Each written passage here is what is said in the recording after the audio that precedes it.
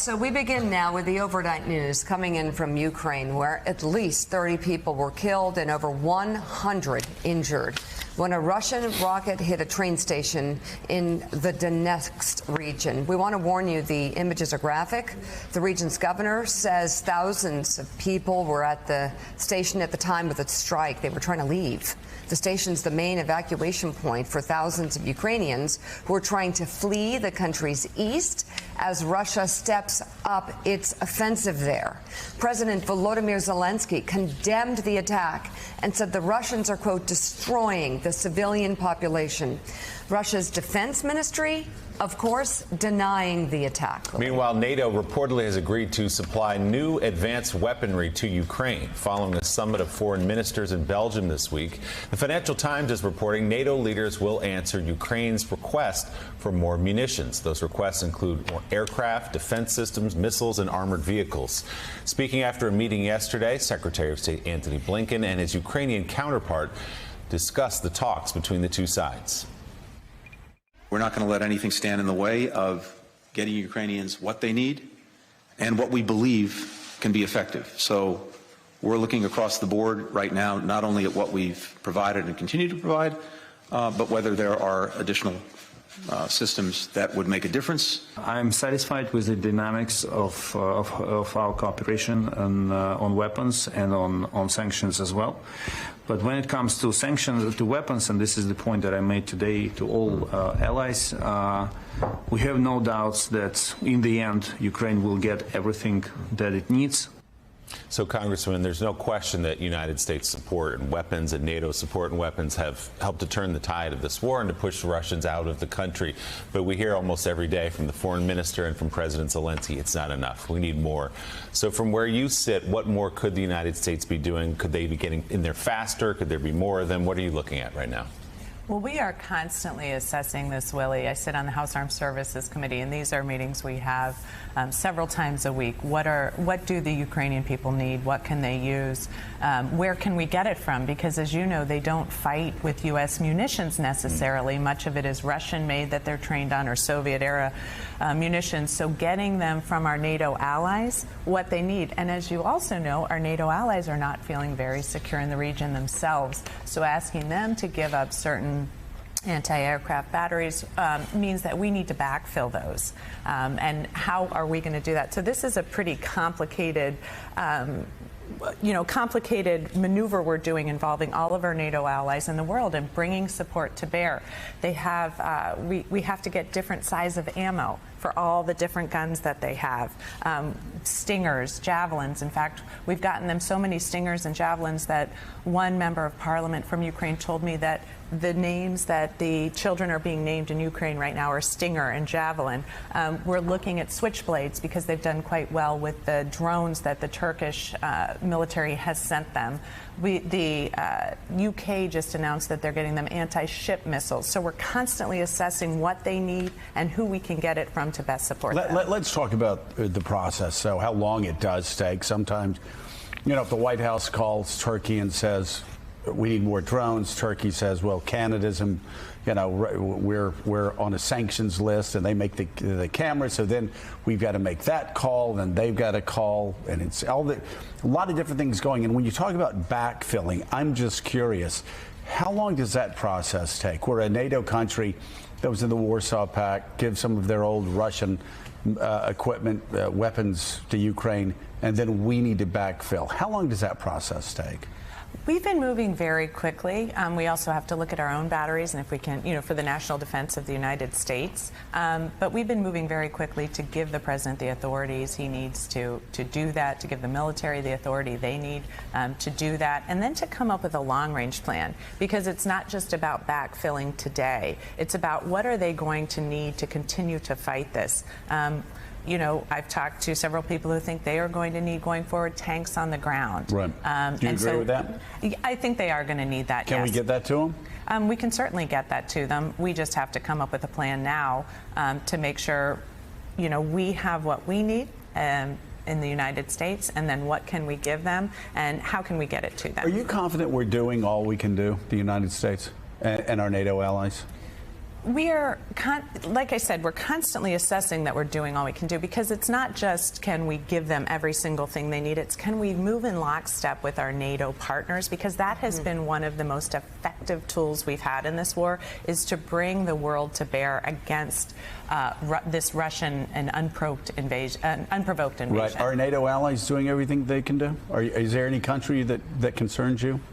You know, we have a large and diverse group of countries in NATO, and some sometimes need a little more pushing forward. But I will say, this NATO is in lockstep in a way I've never seen them. They're activating parts of NATO that we've never activated since World War II. The EU is actually, as a unit, coming on board with munitions, which we've never seen the EU. We've seen individual countries in the EU, but we've never seen the EU do that. So we are pushing NATO hard, and they are responding very, very well. And how incredible, Mika, the EU actually visiting Zelensky. Right, that is amazing. Want to jump on some of the points Joe made. The Senate unanimously passed a bill to revoke permanent normal trade relations with Russia and Belarus. And what it would do, if it's signed, is allow the U.S. to impose higher tariffs on Russian goods. But then there's the issue of banning oil, coal, other gas imports. Is that really the sweet spot in terms of getting Russia back on its heels? There are countries whose economies depend on this who are holding back on that ban. Would it work if they were closed in on when it comes to energy? We are using every tool we can to push back. But so we're working with our allies across the world to push back on this. Certainly, we've seen the economic pressure we've placed on Russia have an impact on their economy, their banks. If we could we're sanctioning the oil. We're moving on other countries, asking them to sanction oil and gas. But the problem is the disconnect between, does Putin even care about the people of Russia? Well, that's the issue. I mean, these countries would be bearing the brunt of, the pain on their own economy to make this move. How much would Russia really be pushed back by it? Because it's a big debate. Mika, this is a conversation I just had with someone, a member of my district from Iran, talking about what sanctions look like within a country being sanctioned and who it impacts. And that's why we're targeting, we're working hard to target the oligarchs. We're working hard to target Putin himself. But there is a huge economic impact on the people of Russia. And we're hoping that that has an impact. But Putin does not have a long history of being particularly concerned about the Russian people. That said, I think what Putin does care about is being isolated from the world community.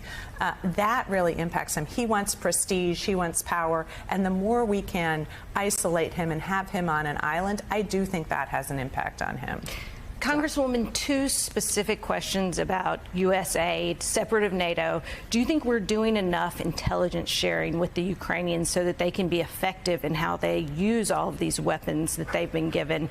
And do you think that what was my second part? Anyway, answer the I'll first start part. with the intelligence sharing, because that was really notable as I went to Brussels about a week before Russia invaded and then on to Ukraine, was how pleased our allies were with our intelligence sharing. That made a big impact on NATO coming on board with this, feeling like the United States was bringing them on as partners. As if you recall, it seems so long ago now, Russia was trying to create a bilateral negotiation with just the U.S. and Russia.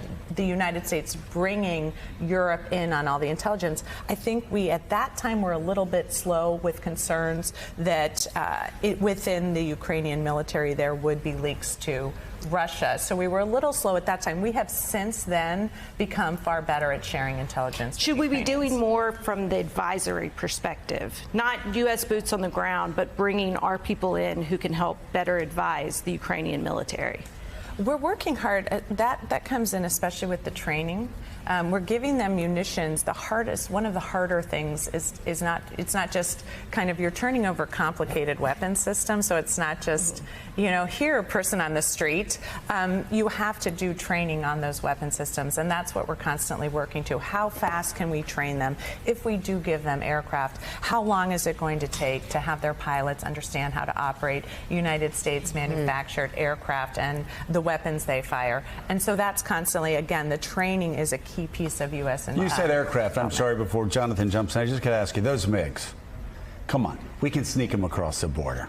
Have we already snuck them across the border? The Poles wanted to get. She's not going to tell you. I know, but I mean, at this point, I would hope they're already flying around there.